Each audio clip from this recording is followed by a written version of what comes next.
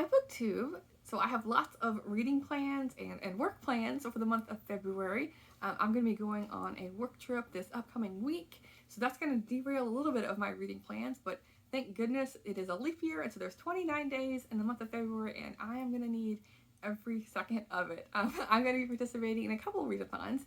I'm a co-host for the Little House Readathon that I did a separate TBR for. I'm also going to be participating in the Retro Romance Readathon. I'll leave a link in the description below to the co-host, I mean, not the co-host, the host for the event. And then I'm also doing a readathon that I've created for my own personal self. Like I had so much fun looking at or watching BookTubers' favorites of 2023. So I selected one book from each of their videos to read and see if it's a favorite of mine. I was like, why not start the year with reading a bunch of potentially really good books? So those are my plans. I'm going to start with talking about the Retro Romance Readathon. Most of what I'm calling the February favorites from BookTubers, I only own 2 of those books. So for sure I wanted to see what I had on my shelves that fit the retro romance criteria. There's only one rule, and it's that vintage books, retro romance books, are considered anything published in 2004 and earlier. So I looked on my shelves, and I have several different lines here of romance books. I tend to pick these up at little free libraries if they look at all interesting. Sometimes they're cover buys. The first one here is a Heart Song Presents book. This is Tracy V. Bateman, Timing is Everything. I think these were later acquired by Harlequin under their Love Inspired line, because these are faith-based, and there's no sexual content at all, and there's also, like, it seems often that religion plays a key role in their relationship, and it says it's time for a change. And I'm not going to go into any description really with these books because there's too many to share with you. So there's that one. Because I tried to find a book from each of the lines that I own. This is Sandra Martin, Dancing in the Dark, and this was a Harlequin romance, I believe, with a little logo. Yeah, just a simple Harlequin romance, like standalone, not a category. But the cover of this one would drew me in because you have like the icy window, and there's a fireplace, and this is about an Airbnb. And I feel like just glancing at it, that they might get snowed in, and then it's a typical kind of book, that kind of plot. But we'll see. This next one has an annoying sticker on it, but this is a Zebra Regency romance. Melinda Beth Skinner, Lord Logic and the Wedding Wish. This is written in the stars. It's granddaughter of a Romany gypsy. She lived her life guided by signs, but she certainly couldn't predict that the town would mistakenly believe that she was the mistress of its most eligible peer, Earl of Lincolnshire. And it says, might a most impractical magic prove the charm for their love. So that get kind of like put together even though they don't want to be or something. I'm not sure. We'll see. This one, again, annoying sticker, but this is a Harlequin duet, and these, I believe, are all funny, like romantic comedy. And so this is by Julie Kistler, and there's 2 books in this bind up. It's Stand In Bride and The Sister Switch. Both are written by the same author. And yeah, it says romantic comedy here, and so you can kind of tell by the cover. It's a little bit more wacky with the cartoonish covers. Before the cartoon cover became, dominating all of the romance books. Here's like one of the originals. And then the last one is a Signet Regency romance, and this is by Dorothy Mack, The Gamester's Daughter. And this was kind of interesting because it's about, it's a gambling hell. They're called like Regency England, like gambling hall. So yeah, those are all the books for the Retro Romance Readathon that I'm going to be participating in. We'll see. We'll see if I get to these. Fingers crossed I can get to the majority of what I'm showing you.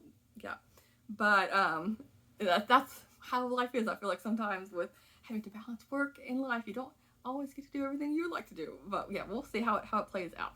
Okay, so getting into my February favorites, I wrote a list of where the person I got it from. I'll try and remember to leave a link in the description below to all the booktubers I mention. And I'm going to try, when I talk about the books as I read them, I'm going to try and also document that.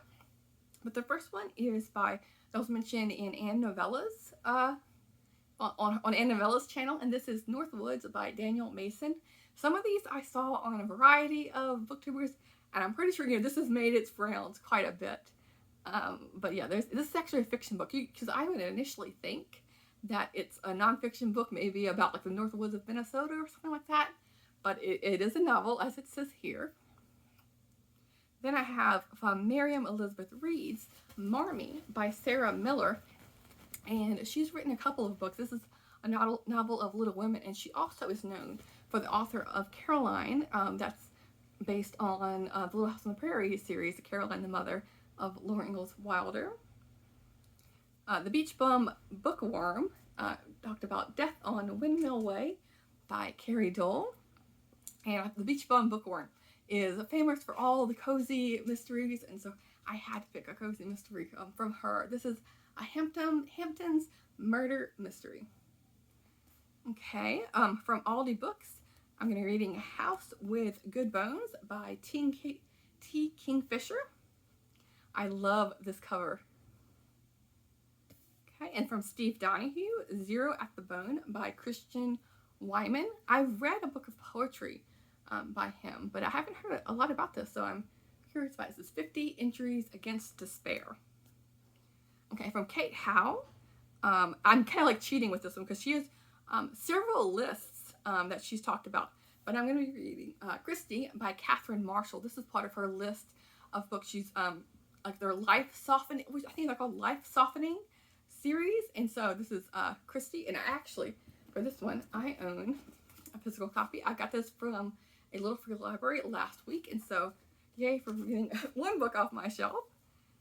Okay, Amy's Bookish Life, Sea of Tranquility by Emily St. John Mandel. I read her previous book, Station 11, but I haven't read anything else by this author, and I think this book has been out for quite a bit, but I never gotten to it, so now is the time for that. Okay, let's see. From The Courtagonist, I'm reading Catch Me If You Candy by Ellie Alexander, another cozy mystery. And Courtagonist, she reads a lot of cozy mysteries, so that fits right in there with it. This is a bake shop mystery, and it's Halloween themed. I think this is set in Ashland, Oregon, if I remember correctly. And that's a really cute town in Southern Oregon that I have visited multiple times, and it lives up to its reputation for sure. And I can see how there's it's lots of potential and like a breeding ground for cozy mysteries. Okay. Mitzi Reads and Writes. I'm reading The Kitchen House by Kathleen Grisham. Another book that I've heard about quite a bit, but I've never gotten to. Okay. Books I'm not reading. I'm reading Braiding Sweetgrass by Robin Wall Kimmer. This is a book I'm listening to, an audiobook that I have started a couple of days ago. This is Indigenous Wisdom, Scientific Knowledge, and the Teaching of Plants. And this, again, I feel like this was on, a variety of booktubers' top lists of last year, and another book I've seen make its rounds on other social media as well. Okay. Lindy's Magpie Reads No Friend But the Mountain, Writing from Manus Prison by Behrooz Buchani. So yeah, it is translated by Ahmed Tafagan, and I feel like this is going to be a book, I might read this and then read a cozy mystery right afterwards. It looks very serious. Let's see. And then I'm going to be reading, let's see, I have a little bit out of order. An Enthusiastic Reader, I mentioned Tom Lake by Ann Patchett. I read several books by Ann Patchett, but none of her fiction, actually. I've only read her nonfiction. Okay, My Reading Life, The Wager, A Take of Shipwreck, Mutiny, and Murder by David Gran. Another popular book I've seen mentioned quite a bit. Book Talk with Miss Thomas. I selected from her list The Traveling Cat Chronicles by Hiro Arakawa. Translated by Philip Gabriel. I love this cover. It's so charming. Okay. The Roving Reader. I'm reading The Mid-Coast by Adam White. The description of this book really reminded me of Ohio by, I can't remember the author's name, but it was a really popular book that came out several years ago. It was like kind of like a stark cover as well, but just the description really reminded me of that book. And then, let's see, from Luminous Libra, she mentioned the Manga Classic series, And so this is one I actually own that I haven't read yet. This is Hamlet by William Shakespeare. It's an adaptation from the manga classic line. And let's see if I can show you some of the artwork here. But I thought this would be a fun way to read a Shakespeare book. Let's see, is there any other artwork on the... And there's another picture here as well. So I thought that would be fun. And then from a commenter, because I had mentioned the series that I'm going to be doing on a previous video, and so they recommended, Gentle Reader 01 recommended, or was on their top list of 2023, is Short Story in Hell by Stephen L. Peck. And this book kind of like gives me the goosebumps in some way, like someone's like, just falling down like in between like two skyscrapers. Yeah, this is a book I haven't heard anything about, so I'm very intrigued by this one. So yeah, I think I'm at a total of 18 books or so. But yes, wish me luck on getting through these books. And if I have to roll any over in March, or I think some of these books, I have all of them on hold in my library, so some of them could take a little bit to get to me, but that's okay. I will just get to them as I can, and I'll be happy to share my thoughts on these books as I read them through this month. So I'll talk to you soon. Thanks, BookTube.